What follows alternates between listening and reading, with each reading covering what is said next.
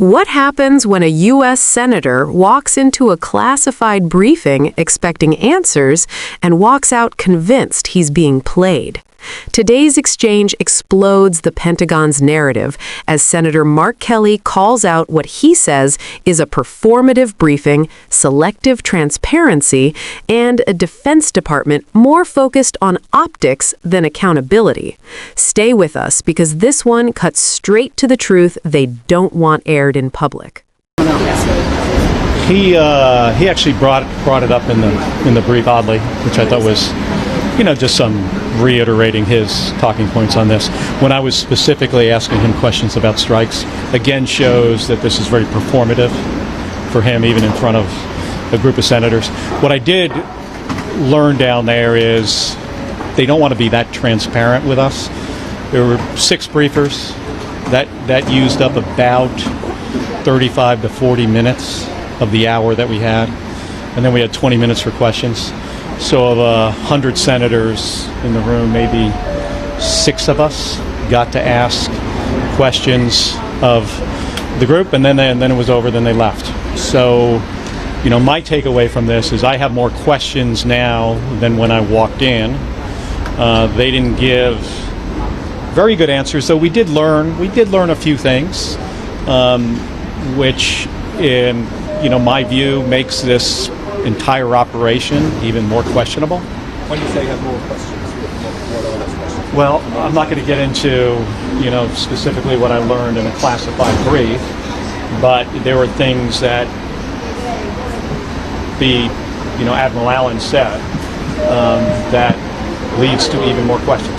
Senator, when you say you asked a question and then Secretary Hegseth brought up investigation, how exactly? He didn't say investigation. His talking points on the video that the 6 of us released and what he thinks about this. And then eventually I replied to him and I said, hey, these are the same views you had in 2016. Very eloquently, I said, like the way he expressed himself in 2016 about this, same issue. And I said, by the way, you were specifically speaking about this president. He didn't really say anything, and he was trying not to answer some of the specific questions that I had about these boat strikes. Some of you in that video are going to get access to see that edited video. Yeah, I'll see it tomorrow. Yeah, it should be released, certainly, to every U.S. senator. There is no reason why to pick and choose, like you're on armed services or you're on intel, you get to see this. We're all equal in this job. We represent people all across this country. And it's all of our responsibility to hold this administration, and in this case, the Department of Defense, accountable for their actions. But they have issues. Obviously, they have issues with what is in that video, and that's why they don't want everybody to see it. What we also need is open hearings so the American public can learn about this directly from the people that they employ. The Secretary of Defense, the chairman of the Joint Chiefs, the admiral in charge of the operation. All those individuals should be in a public hearing, and that video, by the way, should be released publicly. They released all the video that they liked, and then they got to one specific video that they know creates some problems for them, and for that reason they don't want it released. A few weeks ago that you trust Church Wicker is going to conduct oversight on this. Do you still feel like you want hearings? I think he's going to try to. Yeah, sure. Do you accept anything about Secretary Hegseth's argument about full edited videos and the level of classification that can't show at all? Well, I haven't seen it yet. That's what he claims. But he showed other videos, and very quickly, by the way. They're all about getting views on his Twitter account. It's rather performative. But this operation is, not like other operations that they try to compare it to, right? There's no authorization from Congress.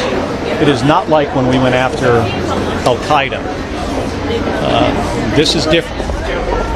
And to me, this still feels like this is law enforcement. This is drug interdiction.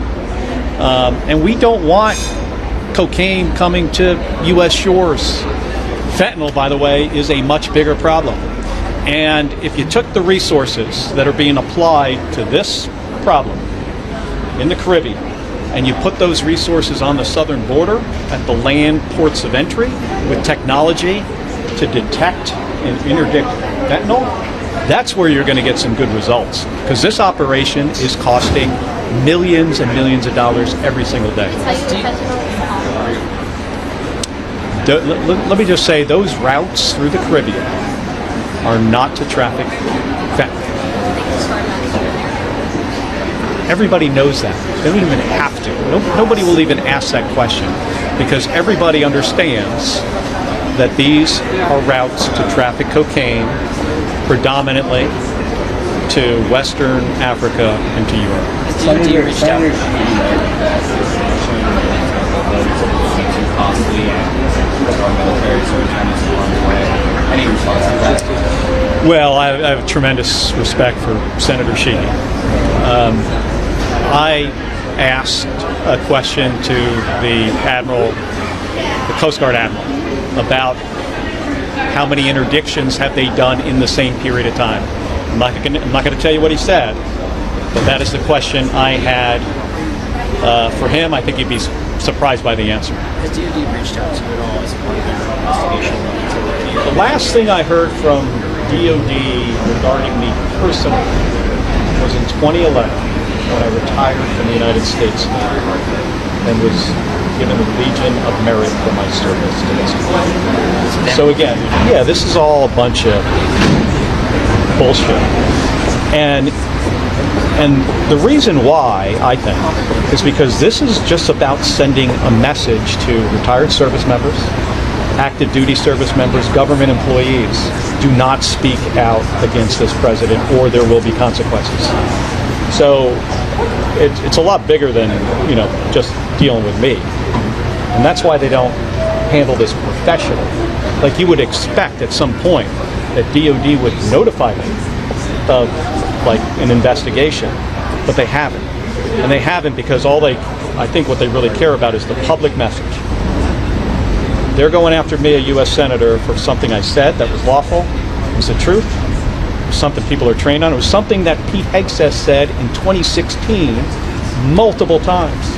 And in his case, specifically about this president and his concerns. They don't want other people saying these kind of things. So they're trying to shut people up. But in this case, they picked the wrong guy because I'm not going to shut up about this. I'm going to continue to do my job. I'm going to stick up for our Constitution. I mean, I think Pete Hegseth is a guy goes to work every day to try to figure out how does he please the president. That's a recipe for some major problems. All right, thanks, folks. Thank you. Thank you, Senator. Appreciate it.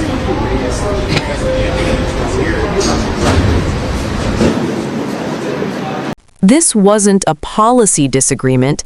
It was an indictment of how power is being exercised behind closed doors. Mark Kelly didn't just sound frustrated, he sounded alarmed. After sitting through a so-called briefing, he walked away with fewer answers and more red flags, and that alone tells you something is deeply off. Think about what he revealed. An hour-long briefing where nearly 40 minutes were burned on talking points, leaving barely any time for questions. Out of 100 senators, only a handful were allowed to speak. That's not oversight, that's stage management. And when the people tasked with accountability can't even ask questions, the system is already failing. Kelly made something else painfully clear. Transparency is being rationed. Certain videos are shown because they support the Pentagon's narrative, while one specific video, the one that raises uncomfortable questions, is being buried. If the operation were as clean and justified as officials claim, there would be no fear in letting every senator and the American public see the same evidence. Secrecy here doesn't protect national security, it protects reputations. And then there's the larger issue Kelly zeroed in on. This operation isn't authorized by Congress. It's being framed like a wartime mission, but it looks far more like law enforcement and drug interdiction dressed up as something else. Meanwhile, the real crisis, fentanyl at land ports of entry, continues to devastate communities while billions are poured into a mission that even officials struggle to defend.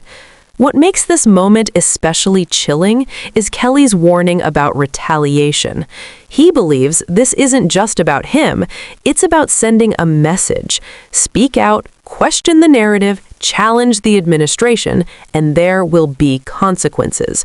That's not how a democracy treats dissent, and it's certainly not how a military accountable to civilian leadership should operate.